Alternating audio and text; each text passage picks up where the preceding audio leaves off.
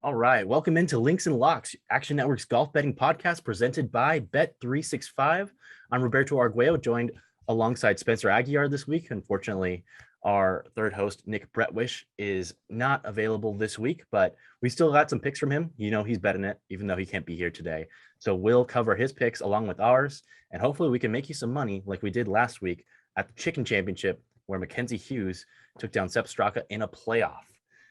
Spencer, it was a fun tournament last week. Exciting finish with the playoff. I think the Chicken Championship was all that we could ask for, with the exception of some of our outrights hitting. Yeah, it was unfortunate on the outright. And if anybody recalls, I had Mark Hubbard at 110-1. That had a chance. My model actually thought he was going to win the tournament going into Sunday, which isn't breaking news. He was leading the tournament at that point. But I ran a model on Thursday night. One of the best values that I had on the board was Mackenzie Hughes. I think he was 150-1. I unfortunately didn't get to that ticket. So, that's one of those things where sometimes you do all the right process and it just doesn't work out correctly. But yeah, it was a profitable week for all three of us. Like, maybe the problem is Nick won too much money and we can't get him to come on the show this week because he's like celebrating the victory that he had. But the head-to-heads remained really strong for me. That's a market that I continue to talk about over and over again on this show. It's like I'm 65% this season through like 200 and something head-to-head plays. Most of those are minus 110 or underdogs in it. So that's always going to be the market I attack. It was 5-1 last week on those suggestions. And the one player that I lost is another player I'm going to go back to fading again this week. So we're going to try it again this week to see if anything's different with it. But I think all in all, it was a really good show for all of us. And hopefully everybody out there won some money.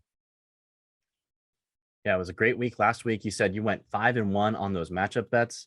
Well, we didn't hit any of those outrights. Some of the place bets for me came through. Callum Tarrant, top 20 hit. Hayden Buckley, top 20. He shot a 7 under par round on the last day of the tournament to finish T19.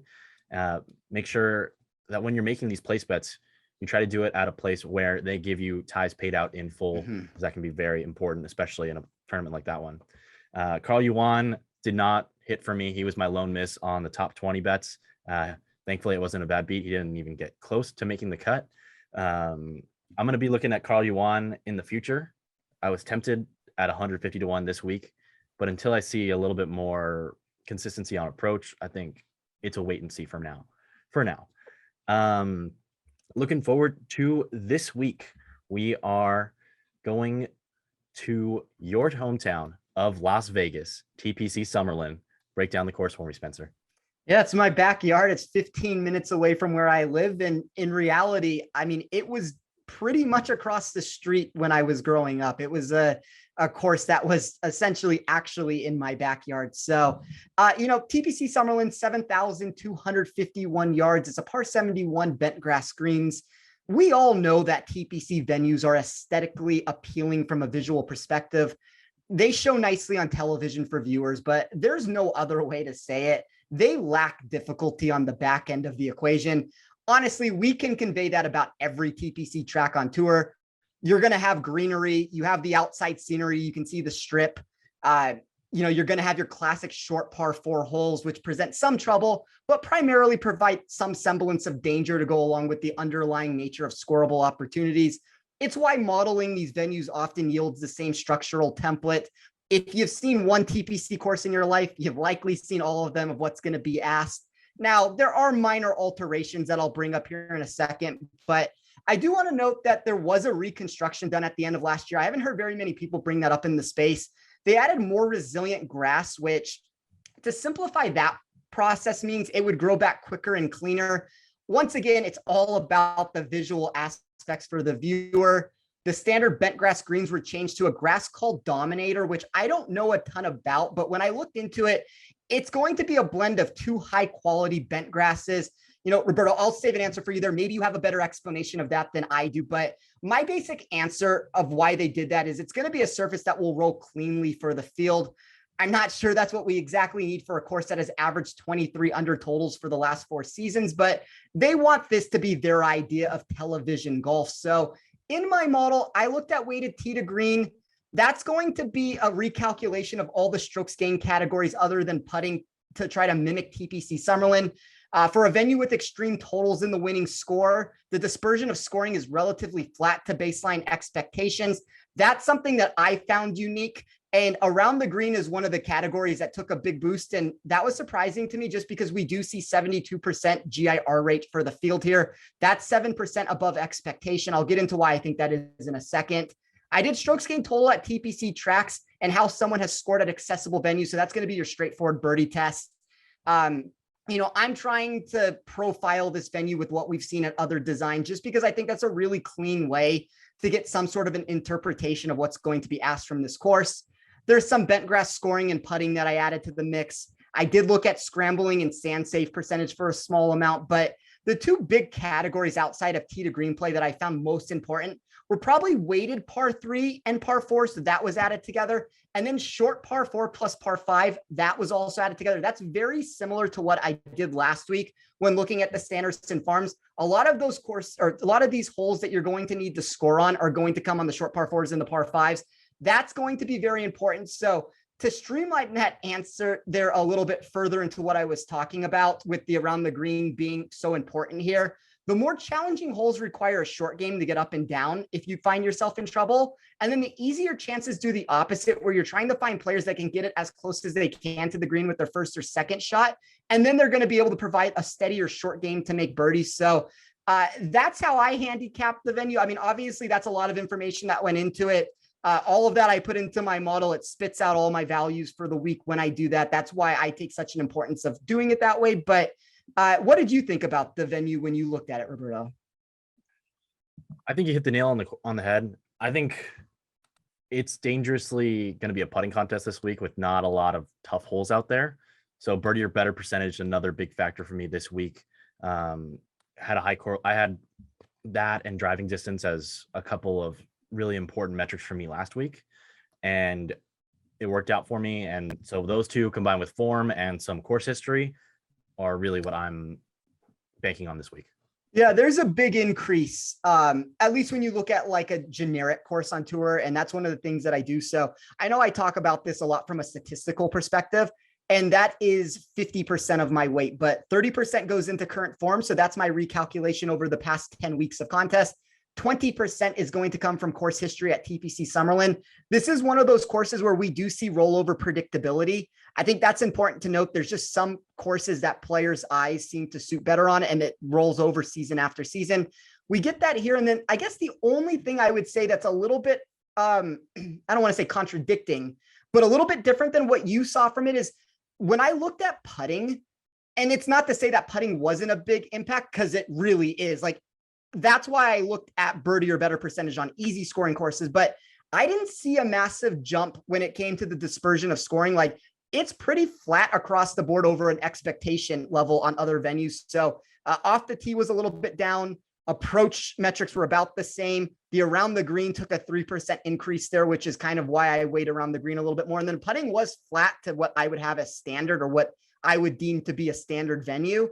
I think a lot of that comes into play where instead of, for me at least, instead of looking at birdie or better percentage, I looked at birdie or better percentage on strictly easy courses to try to find those golfers that are going to be able to take advantage of this setup. Because I think that's one of those things, like when you build a model enough times and you do it over and over again, you start figuring out that, like I said, all TPC properties are very similar to one another. So if we can start rolling this over course by course, we start seeing that we have all like the same dispersion of scoring that comes into play. And that's just one of my like outlier ways to get different on my model while still building it in a very straightforward sense.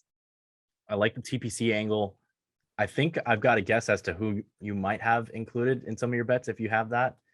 His nickname might be TPC Lee, but we'll get to that in a little bit. As a reminder, the Links and Locks podcast is proudly presented by Bet365, the world's favorite sportsbook brand. Sign up with promo code ACTION to get Bet365's exclusive sign-up offer in New Jersey and Colorado. Bet $1 on any game or tournament and get $200 free. So without further ado, Spencer, let's get into some of our best bets for this week. What are you getting started with?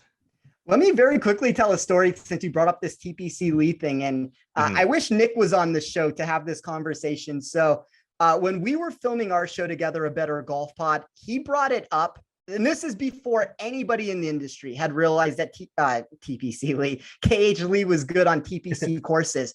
He mentioned that his model had found something, and this is like before he had won the tournament on a TPC course. This is before like some of his big results, that his model had seen something on it that, like, for whatever reason, my model didn't have that. Like, I give him full credit for it, that KH Lee would be suited for TPC venues. And, you know, he goes out, he wins the tournament, and all of a sudden, like, the moniker sticks of TPC Lee after that. So you hear TPC Lee going out there in the space. Full credit to our co-host of this show, Nick Bretwish, for hitting on that one. But let me give you a play this week. So, you know, I want to go to the head-to-head market for my favorite bet. And I don't think this is necessarily the best board I've ever seen before. So let's talk about a couple players. I'd love to get your stance on some of these guys also. None of these are going to be my official play, but I just want to mention some players that I thought were at least worthy of a fade candidate. I know from talking off air that one of these guys is a player that you might want to be taking on in a different market, and I'll let you talk about that. But the first one was Max Homa. My model just did not like him from a value perspective. I've been on record before that I typically need more significant edges when I jump to the top of the board to find a matchup. A player like Aaron Wise plus 105 over Homa was a slight edge of purely number grabbing. I thought Wise should have been the favorite in that matchup, but we're talking about a minimal difference there. Emiliano Grillo and Tom Hoagie were both overrated in my model. I didn't necessarily find opponents I loved against them, but it's something to keep an eye on. I noticed sharp markets love Maverick McNeely plus 100 over Taylor Moore. That's not a price that I necessarily could get to. Now, I do think plus 100 was a value just because I do have McNeely as a slight favorite also. Just wanted to throw that one out there because sharp movement means something. I very highly considered Mark Hubbard minus 110 over Matthew Neesmith. That was the closest one that didn't end up making the card. I talked to Nick off air about that, and he made a good point about Neesmith constantly entering this event with poor form, but still finding a way to compete. But with all of that being said, my official play this week will be Wyndham Clark plus 100 over Nick Taylor. I do want to preface this by saying there's a chance that this bet goes miscut. You know, I like that Clark becomes less of a liability when I run my data for safety, although he still grades as a small negative value in how I distributed my data there. And for anyone who followed my content last week, and that's through Action Network and any other site that I provide for, I gave 11 head-to-head plays in total. Not all of those plays obviously made my official card if I only went 5-1 in those plays, but 9-2 through those selections. Ironically, as I alluded to previously, those two losses came by fading Nick Taylor. If nothing else, you can say I stick to my guns through thick and thin in these situations. But I just think, and my model believes, Taylor is one of, if not the most overrated golfer in this field. Yes, the stats looked good at the Sanderson Farms when you take the complete collection of the data. But a lot of that is showing because of spikes in the information. And so one of the things I mean by that is if we remove the 2.4 shots he gained in round one with his irons, we can let him keep the off the tee metrics that he gained on that day. He can keep all the metrics that he gained in other areas also. I realize that's nitpicking it a little bit to remove like the one day that he really spiked the data. All of a sudden, he, though, goes to a player that lost a half stroke in ball striking over 4 rounds. That's something I'd be willing to overlook on other players in this field. But for a golfer that ranks 90th in my model for total driving and then 78th in weighted proximity, I'm not sure the form is as good as the numbers actually suggest. And that's what I'm trying to find is these overcorrections to the market where, you know, a sports book in general is thinking that Taylor is a golfer that has 2 top 20s in a row. And last week was a tournament that he was really competing at. I'm not sure that's the case. I think it was really sprung on by a short game and a Thursday explosion that he had with the irons. And if you remove that, there's miscut potential to be found here. And as I said, I don't know that Wyndham Clark is the safest person to do it with, which is why it's not like my favorite head-to-head bet you'll ever hear me talk about. But I thought minus 130 should have been the proper price for that. So, I mean, that's a 30-point value based off of that. I like the edge you got there with the 30-point edge. I also think this is a nice sell high spot for Nick Taylor. He's not someone that's going to wow you off the tee. He's not very long. He's actually below average on tour, and everything else, he's really average. There's nothing really exciting about him. He's not terrible. He doesn't have a huge weakness in his game either. And around the green is one of his strengths. So I think that you said you got a 3 percentage boost on your model on around the green this week. So that might help, but it's not going to help you go super low, I would think, when you're hitting 72% of the greens out here. I like Wyndham Clark. He's long. He's normally pretty good with the putter. He's got some upside, but I would think that on a course like this, he'd have a relatively higher floor. So I like the pick. I'm not a huge fan of either of these guys. I don't feel about it as strongly as you do, but I'll look into it a little bit more, and I potentially will back you on this one. Let me just Nick Taylor can only do this for so long. He's got these 2 top 20s. That's not who he is. I agree with that. And just like to just give you reference sake on my model, because I'm not necessarily like so bullish on Wyndham Clark either. So he's 54th for me overall. He does move to 45th for safety. Maybe that's for some of the reasons that you said. The putter is good. The distance is going to be something that we can look at. But Nick Taylor for me is a golfer, 87th overall, 98th for upside, 82nd for safety. So while he does get a little bit of boost when it comes to around the green, and like if we look at his last 24 rounds, he's 19th in my model there. He's 49th when I run it from a 2-year running perspective. I just don't think he can maintain the information or retain this form of his. And if he's not retaining the form in that regard, all of a sudden we do have problems with the skill set that he brings for all the reasons that both of us have talked about this week. So yes, you have to hit greens in regulation here to find success and to score. So if he's relying on that around the green game to fix errors, I think at some point, like that ends up compounding on itself. And then you see mistakes that he's making that other golfers are not making. And that's not to say that Wyndham Clark is the safest commodity in this field. He's far from that, but he is a golfer that at least gets a positive boost in safety. And that was like good enough for me to punch the ticket along with the 30 points of value. Like I'm not going to turn down 30 points of value there. And another thing is course history, which we haven't gotten into yet with Taylor here. In his 8 tournaments here at the Shriners, he's gained strokes on approach in just 2 of them. Yeah. And on the greens, he's gained strokes in 6 of them. He has 0 finishes inside the top 24 in 8 tries. So is the nighttime going to be the one where he gets really high up there and ruins your matchup bet? I think we got a little bit of leeway with Wyndham Clark, and I think he's got the higher upside as well. So I like that pick. With my best bet, I'm going to take a bet that Nick also had because we were thinking alike this week, and that is Taylor Pendrith, 50-1 to win the tournament. He's a high upside guy. We know he's long, 3rd in driving distance on the tour last year, 41st in strokes gained off the tee. He's also someone who can capitalize on birdie opportunities. He finished 18th in proximity on approaches from 75 to 100 yards last year. And the approach numbers overall for the season weren't great, but that's because he started really poorly. Overall, he lost a 1/5 of a stroke on approach. However, he, over the last 25 rounds, averaged over a 1/2 stroke gained on approach. So trending in the right direction. Yes, in the one tournament he had in this PGA Tour season, he finished tied for 67th at the Fortinet. Consider that a little bit of a look ahead week before the President's Cup. Coming out of the President's Cup, he's a guy who I think will have that boost of confidence. And in a relatively weaker field where I don't want to back the guys at the top of the odds board, just because I'm not betting anybody shorter than 21 on this course this week. Pendrith is a guy who I thought should have been around 25, 30-1, and he's at 50-1. And so this is a little buy low spot that I like. And I think he's got a really good chance of winning this week without a lot of studs in the field outside of Cantlay, Im, and Homa at the top. I had him properly priced at 40-1. I highly considered adding him to my card. And one of the reasons why I didn't is because I did jump relatively high up on the board with one of the outrights that I took, which we can get into a little bit later in this show.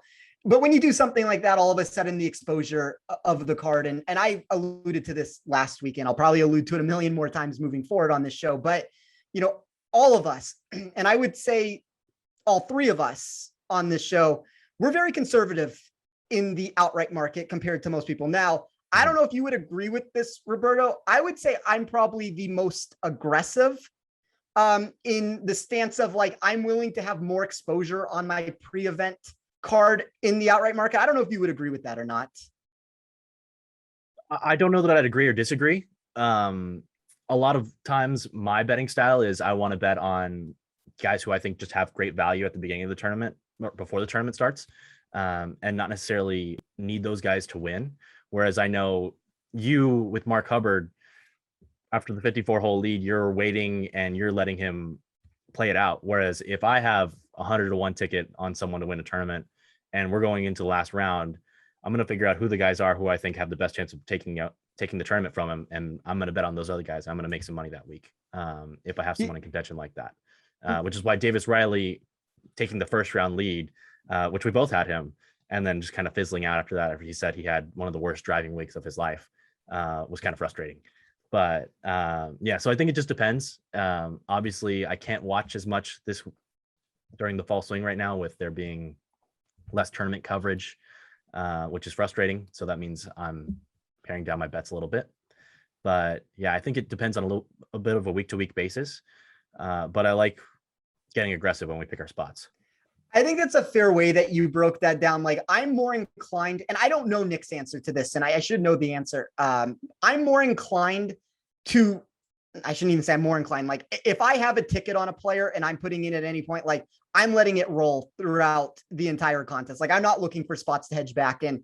That's just my betting mentality on it. Like, I never want to be so overexposed to a wager that, like, I find myself in a position. And I think that's like a really good thought process. Like, if we're just having a conversation about this for everybody listening, a lot of times when people, in my opinion, put a wager on somebody, and it doesn't matter. I mean, I use units when I talk about things because units are easily transferable. Like, when you're talking about, like, if I'm saying this is, 1 or 0.1 units for me that I'm putting on an outright wager, like, that's really easy for somebody to figure out what's a tenth of a unit for them. And that's one of the reasons why I do that. But I think a lot of times when people find themselves hedging out of positions, they usually have too much money from what their bankroll is able to withstand if the bet loses. So, like, I'm very comfortable with the amount that I'm putting in. And for me, like, from a pre-tournament perspective, I usually don't go more than a unit. It doesn't mean that I get up to a unit. I am at a unit this week. But it's one of those situations where, like, I think last week I was 0.86 units. The week before that, I might have been a half unit before the tournament. And I'm going to try to find the value on that. And I think that's where we're both saying the same thing. Like, we'll take our value where we see it and be more or less aggressive based off of that. I don't like these flat builds where I need 1 unit in action on outright bets before the tournament. Maybe there is not a unit to be had based off of that. But yeah, I'm very comfortable with the amount of the units that I'm laying out. And I am making a lot of head-to-head wagers throughout the week. That's going to be a lot of my exposure at the end of the day, that I kind of just sit on these bets. And, for me to have a unit in play as it is right now on an outright card, it does limit what I'm able to do once the tournament begins. And that's just something to keep in mind. It doesn't mean that if something is so striking in value that I can't still make a bet on it, but I do need to be more cognizant moving forward that I can't get stuck in this range where it's like, all right, I have a unit before, then I'm going to add a unit later. And then all of a sudden, before you know it, you've lost 2.5 units. And it's like, oh my God, that's not how I wanted to build this card. So that would be, like, I guess, my kind of broad answer of that situation there. But going back to what you said, just to give a very basic answer to it, I like the Pendrith ticket also. It's not something that I was able to get to. I added a couple guys instead based off of that. But I think Pendrith's game, especially if he's gotten some confidence from playing the President's Cup, like, this is a really good course fit for him. Absolutely. I think he's going to be a fun one. Looking over at Nick, he also had Taylor Pendrith to win, as we said. Another outright for him. He had Seamus Power, whom we discussed briefly last week. Power was a guy who, at the Sanderson Farms, the Chicken Championship, had a lot of birdies, but in the first round, he had 2 bogeys. And in the second, third, and fourth rounds, he had at least 3 bogeys, and he also sprinkled in a double bogey as well. This week, as we know, it's in Vegas, not only Spencer's town of residence, but also Seamus Power's. And I believe Seamus Power, either he or his coach resides at TPC Summerlin, so he's very familiar with the course, and he's someone whom I would expect wouldn't be making as many mistakes on the course this week as he did last week. So I like Seamus Power. Nick bet him at 66-1. That's out there. And he also has Seamus Power at plus 120 for a top 40. I think I'm going to ride along with Nick on Seamus Power top 40 plus 120. I wanted to back him in some form this week, and I like getting plus money on him there at plus one or at top 40. I think he's a guy who has a pretty high floor this week, and I think the upside's there as well.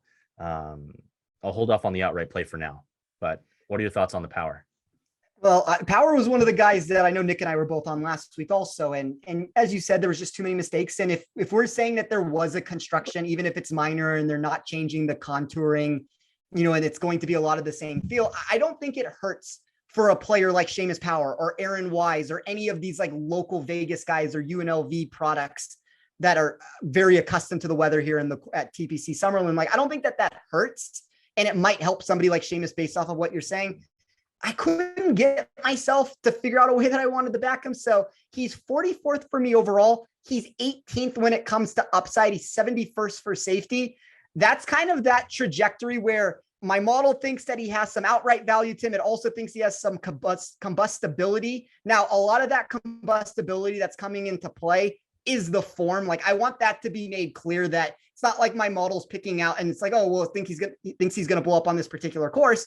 It doesn't think that. It thinks that this particular course, when I run it for upside, he's one of the top 20 values in the field. What it worries about is the 30th at the Sanderson Farms wasn't a big enough boost when you look at the 65th at the BMW Championship. That didn't beat enough players. The miscut at the St. Jude, the miscut at the Open that week. Now, that doesn't mean that like I don't like him and there's not a way that I can figure out to play him. It's just I don't know what that answer is. I considered him as a first-round leader bet. I know that's a funky market that like I have had success at somehow, which maybe we should have had some success last week if we had a bet Riley for that. Exactly. And it's kind of become some of those things with it where unfortunately I didn't have that ticket and I had a first round leader card. It's just, he didn't make it onto it for whatever reason, which is probably a glaring error on my part because my numbers love him from an upside perspective with it. But I don't know. Like, I feel like he's a guy where the upside's there. The safety is kind of all over the place. If he came in 8th place, I wouldn't be shocked. And if he fizzled out over the weekend, it wouldn't be the biggest surprise to me either. I like him as a player. I like him from a statistical perspective. I do worry about the form after one good finish that like he's all of a sudden back. Gotcha. So you don't love the Power, but who else are we looking at in the outright market this week? Let me say this about Power. I like him better. I like him the best as an outright ticket. I think that that's the best way to play him. Gotcha. I think that at least then, like at 66 to 1 or whatever the price is Nick said he got on him, you're getting that upside that is clearly there for him. Like, I think that that's one of the things that people need to realize. And I believe I said it on the show last week too. You need to be more aggressive as a bettor on outrights. That means taking people and golfers that do have combustibility and volatility to them. Like Seamus Power fits that mold perfectly. So I don't have a problem with him as an outright. And if I don't have a problem with him as an outright, it does mean that he theoretically could land the top 40 because he could give you one of those high-end results. I just think that there is some ups and downs with him. But my outright card this week, I took Aaron Wise at 25 to 1. So I went to near the top of the board on him. We talked about him last week on the show in our look ahead and pointed out how TPC Summerlin was his home course. Unfortunately, that known comfortability had books post what many believe to probably be, I don't know, maybe an outrageous price on Wise in the market. But one, my model thought he should have been closer to 20 to 1. And two, I like that books are showing their hand regarding the lack of exposure that they do want to take on him. I expect shops to be quick to move in this situation. I think that as soon as they get wagers, he's going to probably push down to 20 to 1, 18 to 1. So if you have a shop out there that has moved in that direction, that's probably the reason. I don't think books are necessarily looking to take him on, but I want to make it clear it has nothing to do that it's his home course.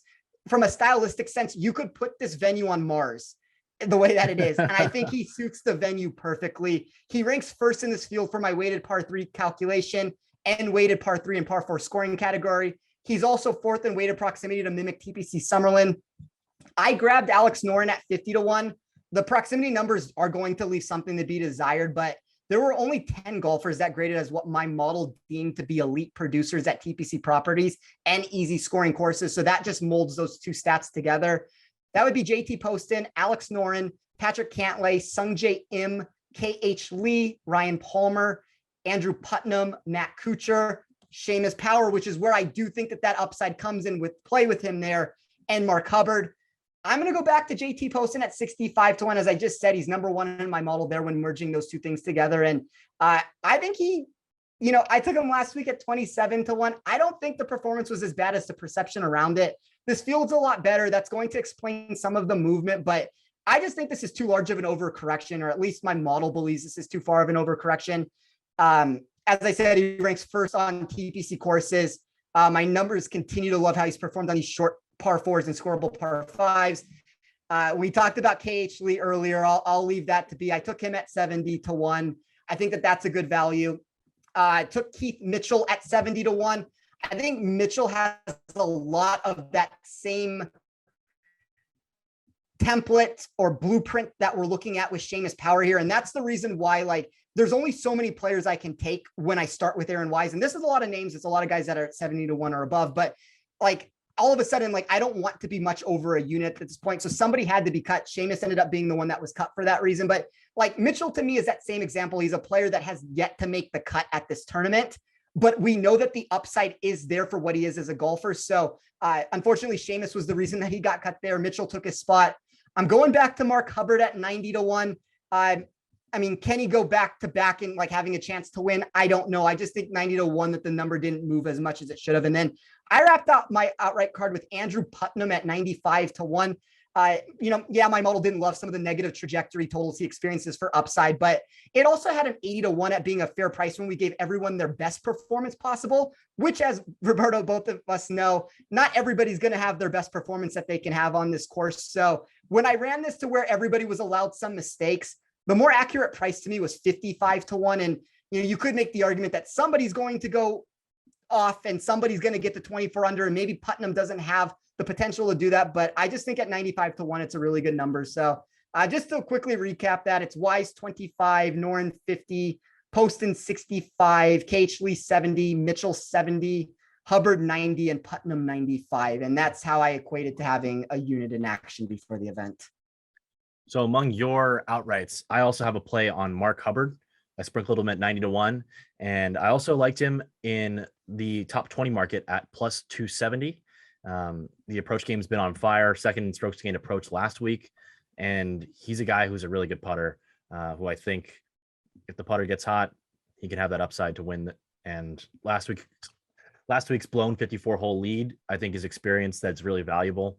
I don't love backing guys the first time they're in that kind of spot. But once they've gotten that experience, it goes a long way, and you see guys convert, and they have that it factor after that. So I like that with Mark Hubbard. Among my other outrights, I also had, so this was one I wasn't planning to bet. It was one I wanted to bet, but I wasn't planning to bet based on the odds that were out there. It's Taylor Montgomery. And he was available, from what I've seen, between 25-1 and 33-1 in most books. However, our friends at Bet365, who happen to sponsor the podcast, have an odds boost on Taylor Montgomery to 40-1. And I said, well, if he wins this week, I'm going to be kicking myself. I've got the biggest fear of missing out on him this week. And we know he finished third at the Fortinet, tied for ninth at the Sanderson Farms. The putter is hot. He gained over a stroke, both at the Sanderson Farms and at the Fortinet. And we know he's long, born in Las Vegas. His dad worked on a golf course in Las Vegas, and he went to UNLV. The Running Rebels are 4-1 on the football field this year. So everything's pointing in his direction. His biggest weakness is strokes gained around the green. So that's something to watch out for this week. But if he gets that together, I think he's a guy who has as high of upside as anyone outside of the top three guys on the board, and maybe Aaron Wise as well. So I really like Taylor Montgomery, and because of the odds boost, I'm in. I'm going to give a shameless plug to Bet365. We'll continue this conversation. If you have access and you're able to get them, there is not a better book in this space when it comes to outright wagers. You get boosts from them. You get prices that are already at the top of the market, even without the boost. They are the premier book in this space when it comes to outright wagers. And I like that 40-1 number. on Taylor Montgomery. And I really like that Hubbard price that you got for him to come top 20. And like when we look at what Hubbard has done historically, he had back-to-back top 4 finishes just a couple events ago. Obviously, now he has back-to-back top 21s. He seems to put this form together when he does get going. And as you alluded to, like you don't like backing people when they haven't gotten into that position to win before.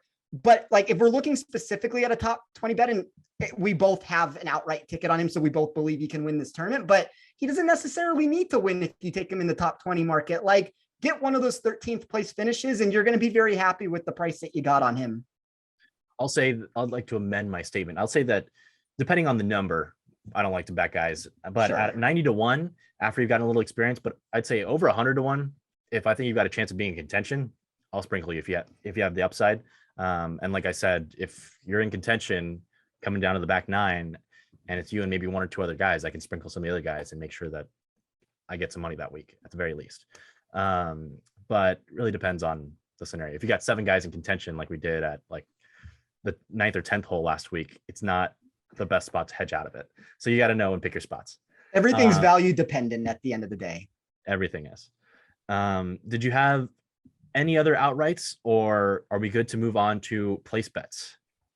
Nope, that's it for me in the outright section. Like as I said, just really quickly, Pendrith, Seamus, Kuchar, those were the 3 guys. Maybe Chris Kirk to a lesser extent, Brian Harman, like those. If we want to just like randomly just keep naming players that I didn't get on, those were 5 players that I highly considered, but for one reason or another didn't make the outright card.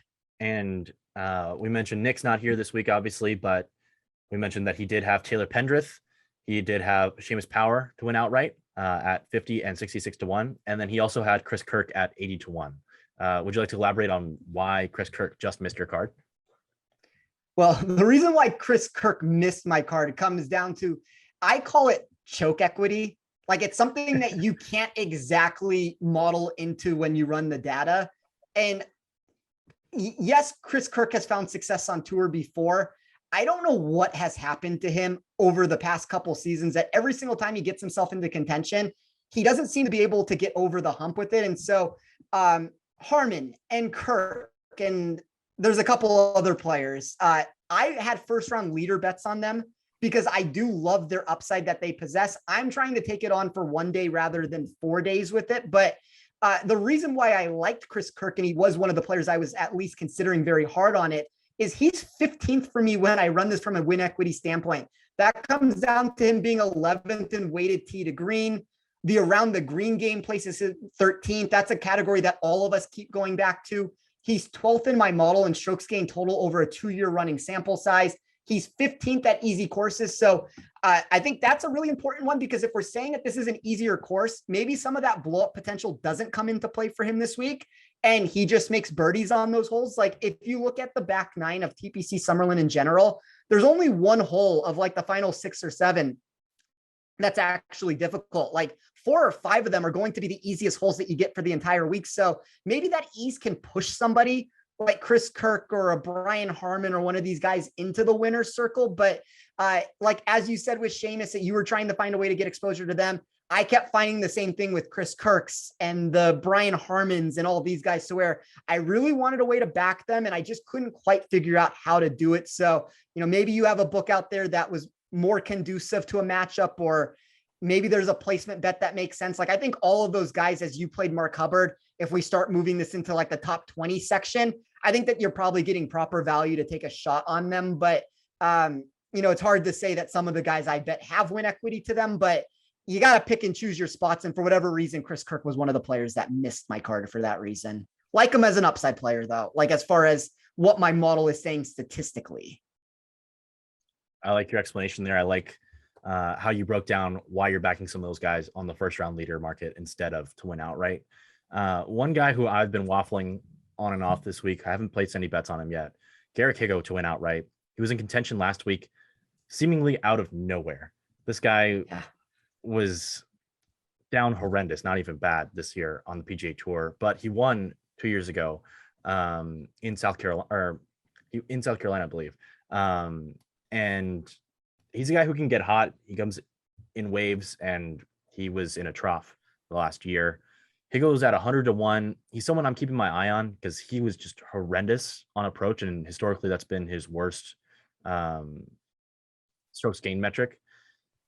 I want to see if he's going to have that form going forward this week, and maybe he's someone I'll back in an in tournament matchup, or potentially in one of the next tournaments in an outright market, because he's someone who we know has a pretty low floor, but he does have that high ceiling once he gets it going. Last week he did gain over a stroke on the greens, so I don't want to back him necessarily after just the hot putter, especially when you go from Bermuda all the way to bent grass. But he's someone I'm keeping my eye on.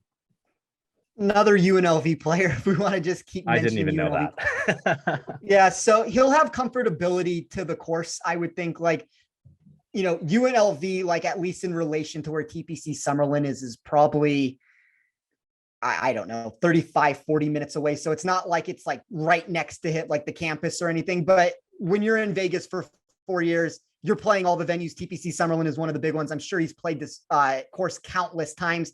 I can't necessarily confirm that. I don't know where some of the collegiate, games were played on with it. So, yeah, I don't know. If you're running a model, the long-term sample size for all the reasons that you just alluded to are going to look horrendous, but we at least know at his high-end potential, he's a golfer that can win on tour.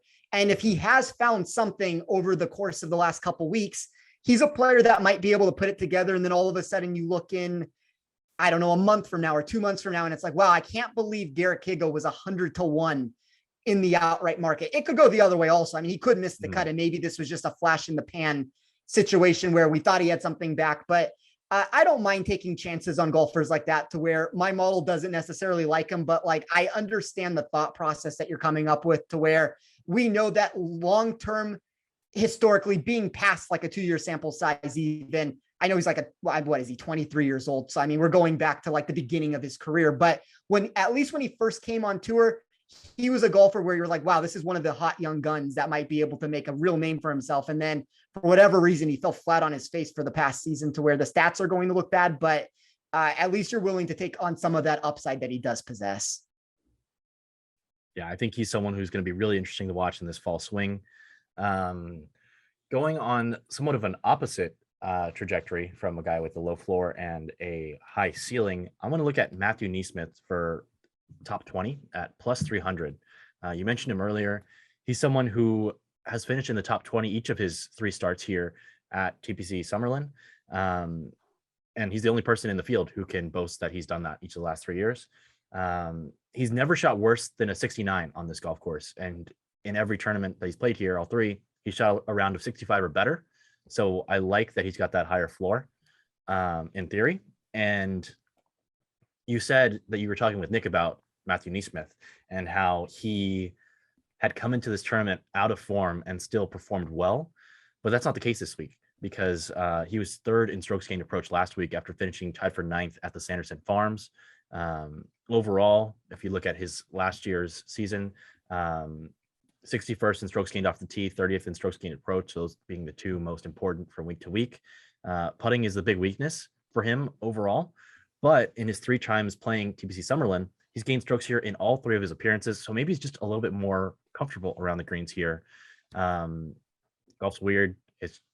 You can be bad at something like putting on a lot of different courses, but if on a certain surface or a certain course, it suits your eye and it's repeatable, you can just keep it rolling. So I like NeSmith for top 20 at plus 300. Probably not someone I'm going to back to win an outright, but I like his high floor. It seems like a horse for the course, and I'll be on him this week. Yeah, I like all the reasons that you allude to, and this is the best form that he's had coming into one of these events, and take that for whatever it's worth. I mean, like there was a couple of those tournaments where he had gone like miscut, and then all of a sudden he's getting you a top 20 finish. And that's the reason why I didn't end up taking Mark Hubbard against him. Like from a statistical perspective, my model likes Hubbard. It thought it was a good price against NeSmith, but at some point you kind of have to at least trust what a player is telling you from a results standpoint. For whatever reason, he really likes his venue, even if my model doesn't seem to think that and it doesn't hate him. I mean, he's like, a borderline top 50 golfer for me, and that's fine. Maybe from like a DFS perspective, I would be less inclined to play him just because I think he's going to be very popular. But I think this is one of the ways that you can get exposure to him. And probably the way that you did it would be more of the ideal way than any of the outcomes with it, just because you are taking on some of like, you're getting a better price. You're able to take on some of that potential that he's shown in the past to where, if my model thinks that there's a chance for whatever reason, the chance is that he doesn't perform, at least like if you take the high end of it. I don't know if this answer necessarily makes sense the way that I'm trying to have it make sense, but like if you take the high end of the outcome, you're having less of an exposure at risk to do it. So you kind of want to take some bets, like a Seamus Power would be a good example of that. I know we keep going back to Seamus, but you want to move Seamus up in the market, in my opinion. Like I like Seamus better as a top 30 or a top 20 than a top 40 for that reason, because I think that there is the volatility that comes into play. And Neesmith, for whatever reason, has shown the safety to him, even if my model doesn't think that. So that's the reason why I got off of the head-to-head against him, though, because the results are too outstanding to ignore. At some point, you have to trust what is being told to you. Spencer, do you have any other place bets that you're looking at this week? Yeah, I'll very quickly just rattle off 3 here. So I took Andrew Putnam at plus 140. The current form for him is brilliant. He's provided 6 straight top 43 finishes, including 5 landing inside the top 30. Putnam ranks 9th in my model for TPC scoring over the past year and places 20th at easy scoring courses during the same duration. I just think it feels like one of those spots where the market is too slow to move. I took Alex Noren at minus 110, and this is not something I normally do where I lay juice in a top 40 wager. I will say, like, I have had relatively solid track record when going this route. I think 2 players of the 4 that I've done this with have actually won the tournament. I have an outright on Alex Noren, as I allude to. I'm not necessarily saying it's going to be a win here, but the reason why I like him comes down to the safety grade, at least for this bet at minus 110. He is the only golfer that showed as a positive value that I thought was mispriced near the top of the board. Like there's a lot of players. Like when I try to condense it down, I looked at TPC totals. I looked at the Bermuda putting splits. The players that were deemed to be elite values for me there would be Cantlay, Noren, Poston, Putnam, Bezadenhout, Hubbard, Harmon, KH Lee. Seamus Power falls into that mix again. Brendan Todd and Matt Kuchar. And then speaking of Matt Kuchar, he is my final top 40 bet this week at plus 120. 20th for strokes gained total, or 20th for my strokes gained total category over the 2-year running sample size that I used. He's also 9th in scrambling and sand safe percentage, 6th when running my data to look at only around the green totals. For what it's worth, I'm also going to take him to come 55th or better on Bet365 at minus 120.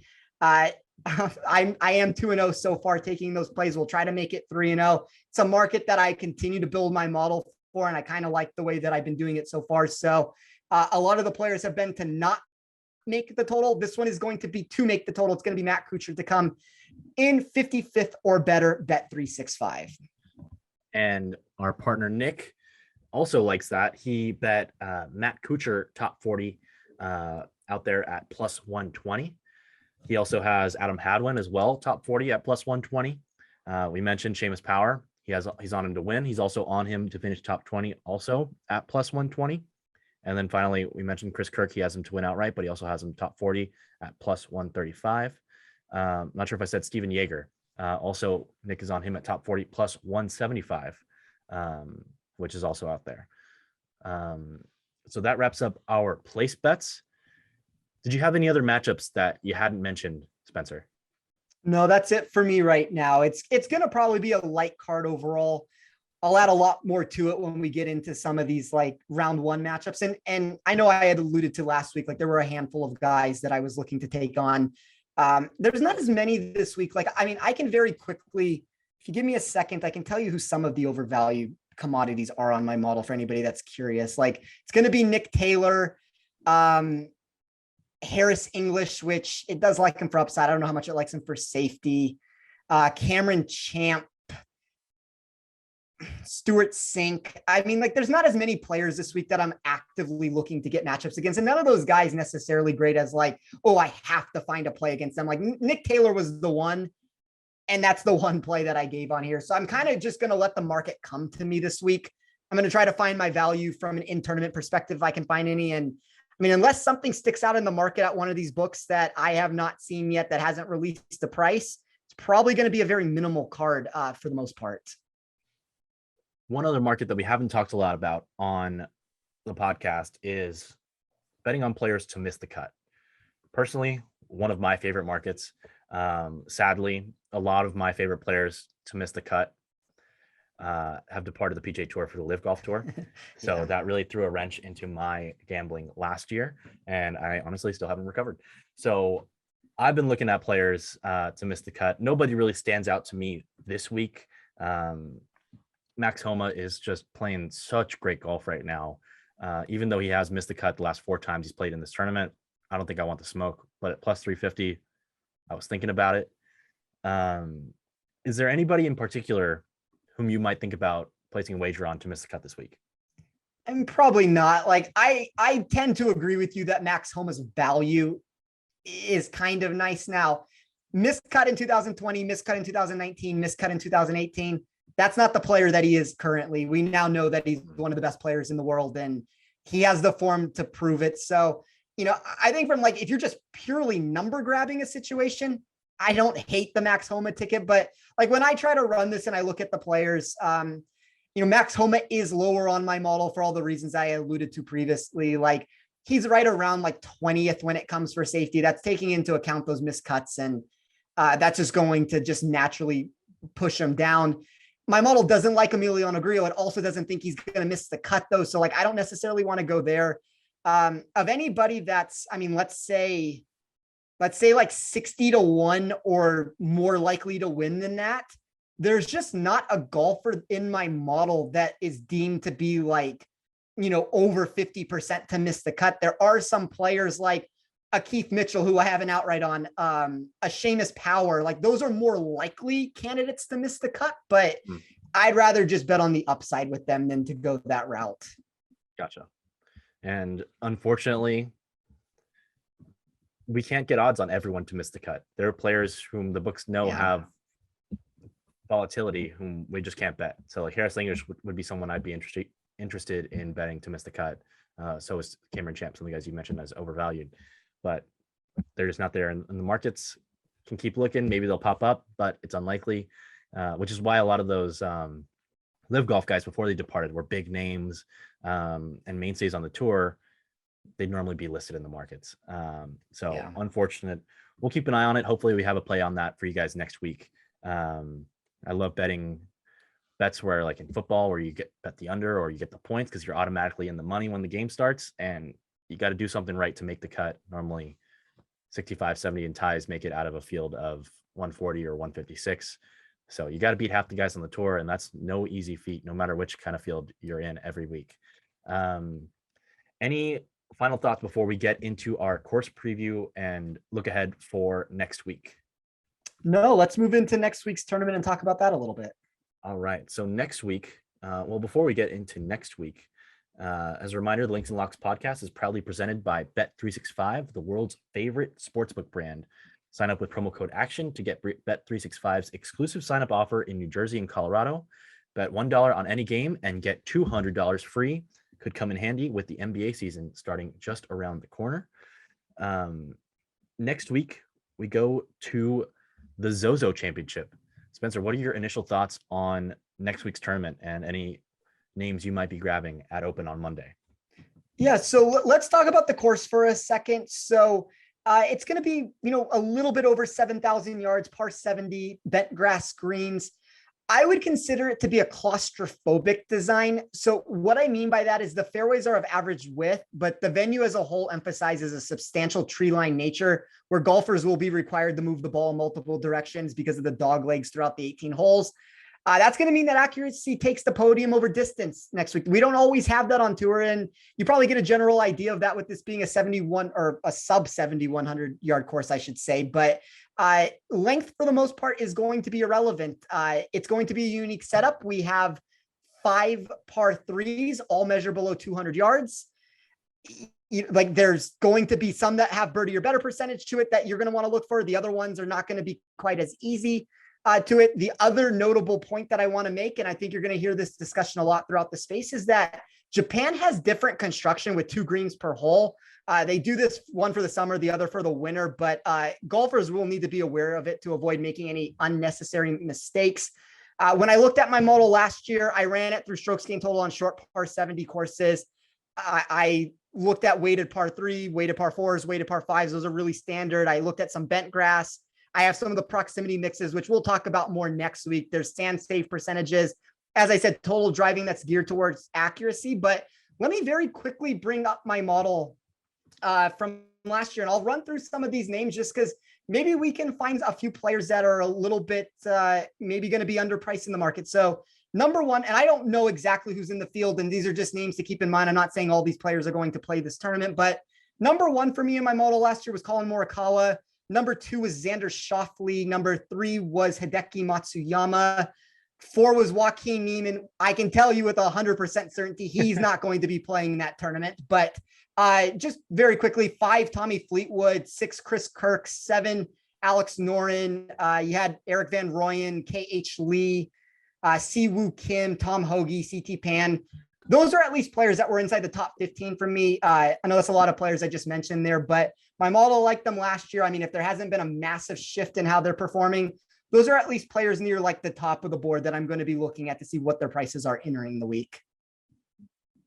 I like it. It should be a fun field. Hideki Matsuyama has confirmed that he will be back in the field to defend his championship. Would be a lot of fun if we got Xander Schauffele and Colin Morikawa in there as well. I will be very intrigued to see the number on Colin Morikawa. Any final thoughts, Spencer, before we sign off for this week? No, once again, Roberto, appreciate you doing this show. I appreciate everybody out there that tuned in for this show. I know it went for a little bit this week. We're trying to provide as much information, as many bets as we can for everybody listening. And we just thank you for tuning into this show. We couldn't do this without you guys. So thanks for making us a part of your week.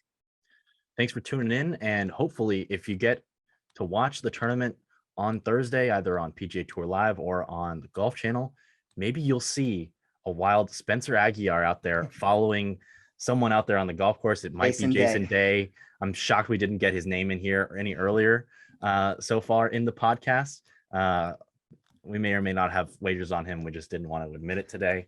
We'll keep an eye on him. And thanks for tuning in.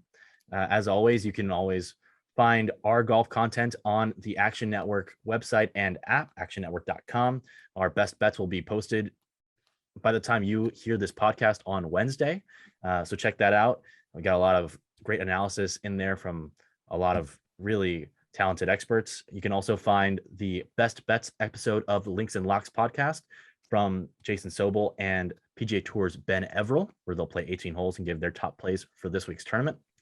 And as always, you can find us on Twitter. Nick is at SticksPicks. Spencer is at Toff Sports, and I am at Roberto A213 on Twitter.